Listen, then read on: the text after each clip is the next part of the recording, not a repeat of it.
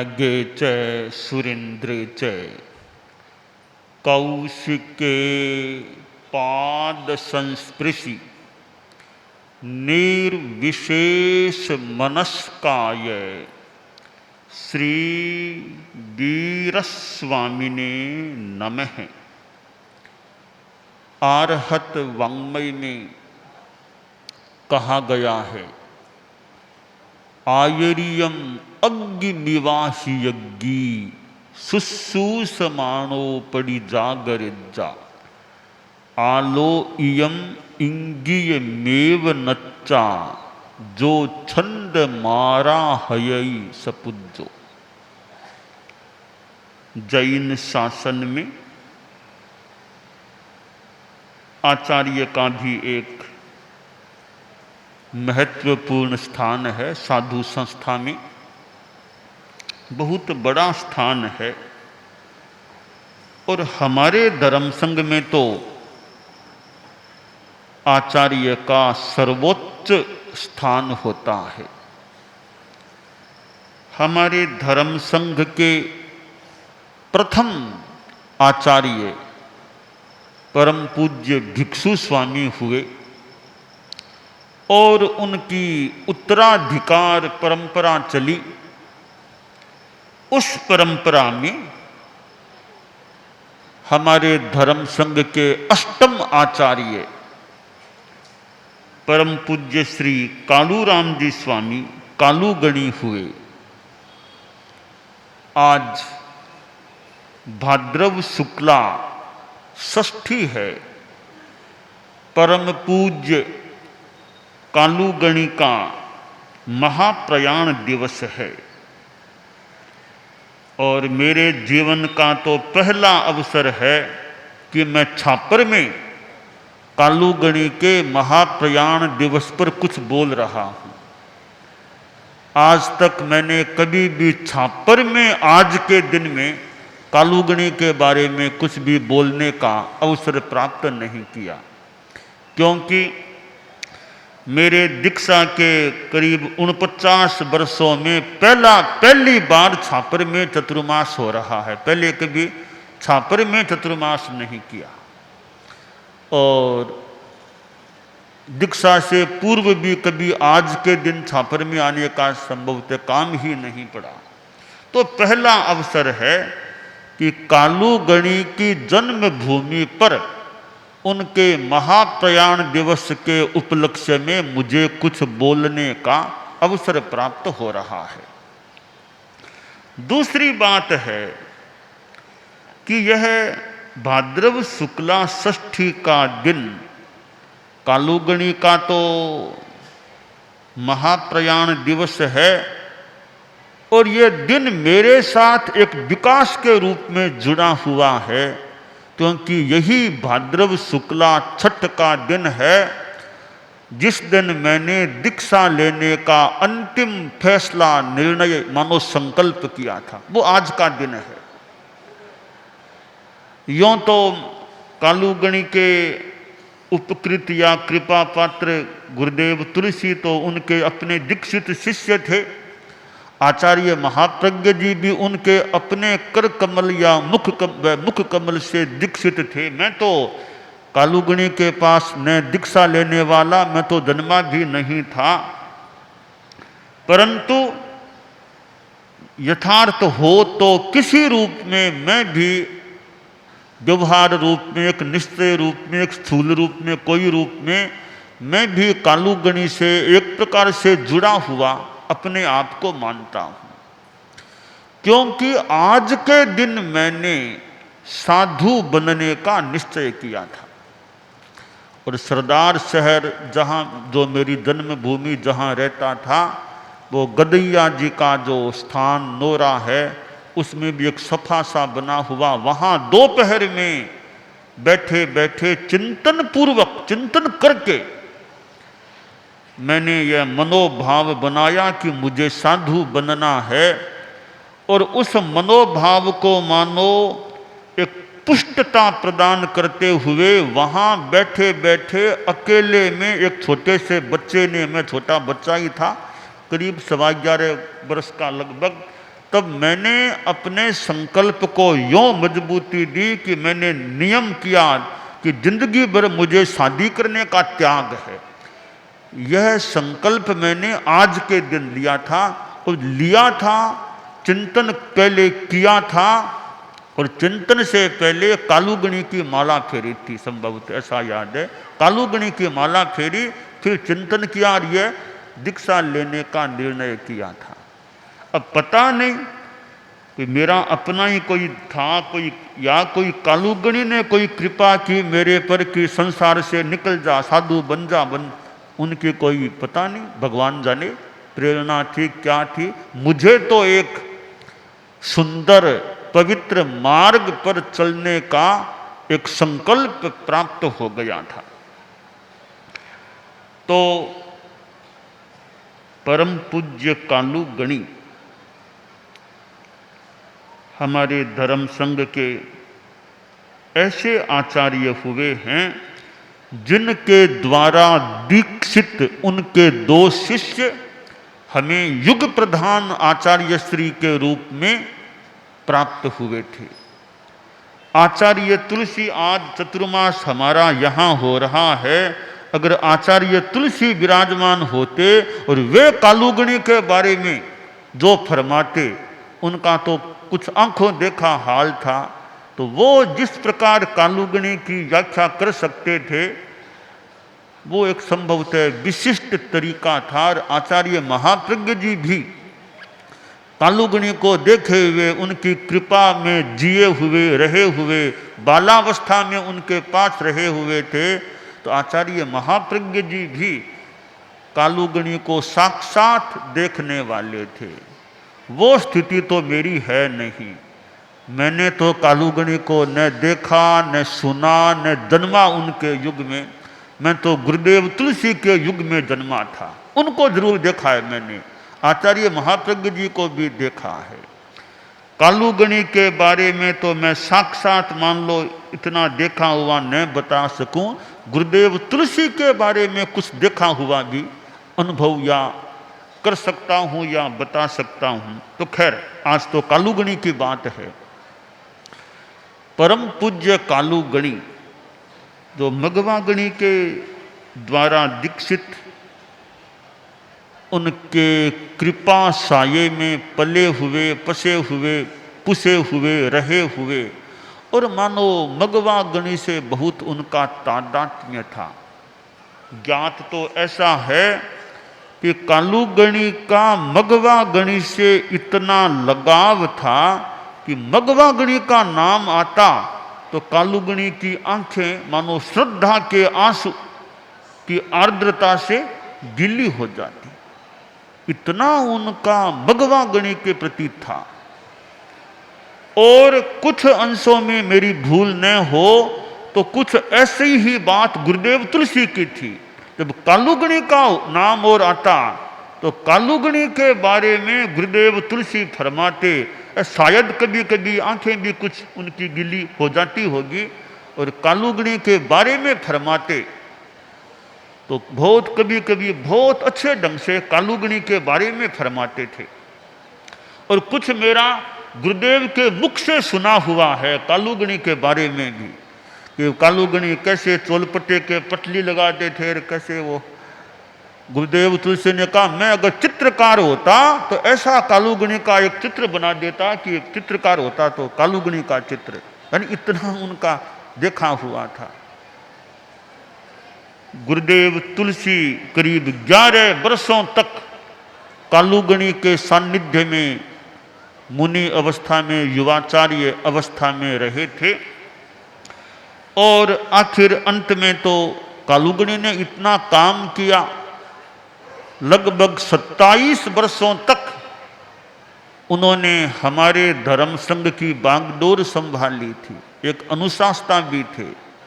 उन्होंने मघवागणी से लिया तो है, मेरा आकलन है वो कहीं कहीं पूरा नहीं भी लिया है। नहीं कैसे लिया है कि वो मघवागणी तो बहुत ज़्यादा ही संभवतः कोमल थे, फिर कालूगणी इतने कोमल भी नहीं थे। वे तो मौके पर कड़ाई से भी पेश आते, अनुशासना कड़ाई से करते, तो मगवा गणी की वो बात उन्होंने पूरी नहीं ली कि बहुत कोमल रहना। कोमल भी थे, वत्सल भी थे, बहुत करुणावान थे, जैसा सुना है, पर साथ में मौका आता तो कड़ाई भी करते। तो कालूगणी ने मगवा गणी का कुछ अंश लिया, कुछ अंश नहीं भी लिया उन्होंने। वे अपने ढंग के थे।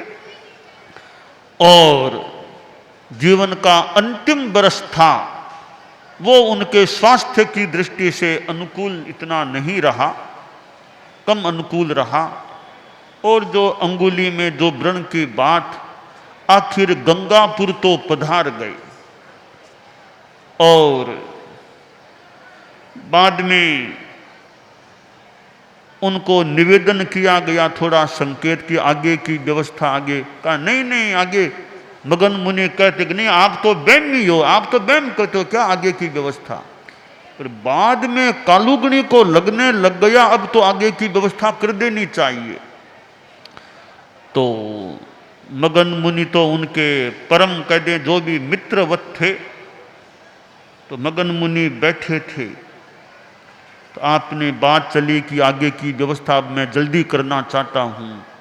तो कहा किस रूप में करना चाहते हो आप व्यवस्था? डालगणी की तरह प्रच्छन्न रूप में लिख करके छोड़ना उस तरह, या मगवागणी की तरह खुले रूप में नियुक्ति, कौन सा तरीका अपनाना चाहते हो? तो फरमाया कि कालूगणी ने कहा इसमें प्रच्छन्नता की कोई बात नहीं है, सबके सामने ही करना चाहता हूं मैं। तो कहा भाई किसको बनाना चाहते हो, किसको बनाना है? कि आपसे कोई छानो थोड़ी है, आपसे कोई छानो थोड़ी है। 11 वर्षाऊं जिकने पाला पोसा भी नहीं भार सौंपनो है। मगनलाल स्वामी एक बात है, मेरी उम्र छोटी है, आज मेरी उम्र छोटी है, उम्र तो मेरी छोटी है। तो मगन मुनि बोलिया कि उम्र छोटी तो कोई बुढ़ो दानो हाजिर कर दूं, बिना भार सौंप दो आप, कि बुढ़ो दानो हाजिर कर दूं। कि नहीं नहीं नहीं, और कोई बात ही नहीं है, मेरे भाल तो उसी को सौंपना है। मन में एक विचार आया, वो मैंने कह दिया कि उम्र छोटी है। मगन मुनि बोले गुरुदेव उम्र की चिंता आप बिल्कुल मत करो, कोई चिंता मत करो उम्र की। आप जिस पर भी हाथ टिकाएंगे, दृष्टि देंगे, कोई चिंता की बात नहीं है। तो कालूगणी भी आश्वस्त हो गए कि कोई चिंता वाली बात नहीं है। यानी मगन मुनि जैसे हैं पीछे, तो छोटी उम्र का है तो भी कोई खास बात नहीं है। और आखिर ये भाद्रव शुक्ला तृतीया का दिन आया। उस दिन सूर्योदय के बाद साध्वियां जब आती है वंदना करने, उस समय कालूगणी ने अपना उत्तराधिकार सौंपा। पत्र लिखना था उत्तराधिकार नियुक्ति का, निवेदन किया कि लिखने में कठिनाई होती है, ऐसे ही फरमा दें, ऐसे ही नहीं, इतिहास रहेगा लिखे हुए का। आखिर पत्र भी जैसे तैसे लिखा, शरीर अनुकूल नहीं था। और तृतीया का दिन आ गया। अब लोच करना होता है, संवत्सरी से पहले लोच। तो बाल थोड़े थे, कालूगणी के कहते थोड़े बाल पीछे, अच्छे बाल थे, यानी चमकते वैसे बाल थोड़े ही थे, पर शरीर इतना रुग्ण था कि लोच हाथ से करना कठिन था। पर कोई अपवाद का सेवन करना उनको मंजूर नहीं था, अपवाद नहीं, कराना लोच ही है। तो संवत्सरी से पहले पहले उनका चौथमलजी स्वामी ने सावधानी से लोच भी किया। थोड़ी बाल थे पर रुग्ण शरीर में वो लोच भी कठिन हो सकता है। लोच का कार्य संपन्न हो गया, युवाचार्य बना दिया तो वैसे निश्चिंत हो गए, लोच हो गया तो उस काम से भी निश्चिंत हो गए। अब संवत्सरी की घाटी सामने थी, वो कैसे पार होगी? तो संवत्सरी को अब तो व्याख्यान और तो खुद तो दे नहीं सकते, युवाचार्य श्री पधारे और व्याख्यान का कार्य।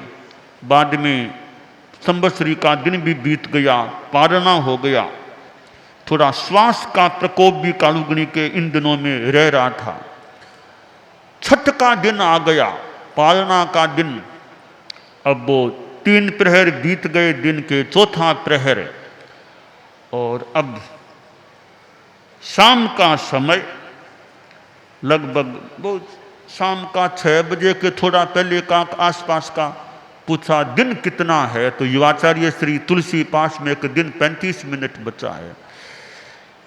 कालूगणी ने कहा, वो लगता है बोलने की भी स्थिति कम थी, कि मगनलाल जी स्वामी आया कि नहीं। वे मगनलाल स्वामी पंचमी के लिए पधारते शाम को, कि मगनलाल जी स्वामी आया कि नहीं। तो सूचना भेजने का प्रयास किया गया कि मगन मुनि जल्दी आए। वे खुद भी कुछ जल्दी में ही थे, स्वयं जल्दी आ रहे थे। सूचना मिली और ज्यादा त्वरा के साथ वो चले है। वो रंग भवन गंगापुर का पेड़ियां है, पेड़ियों पर चढ़े गए तो हाँप गए, हाँपनी थी।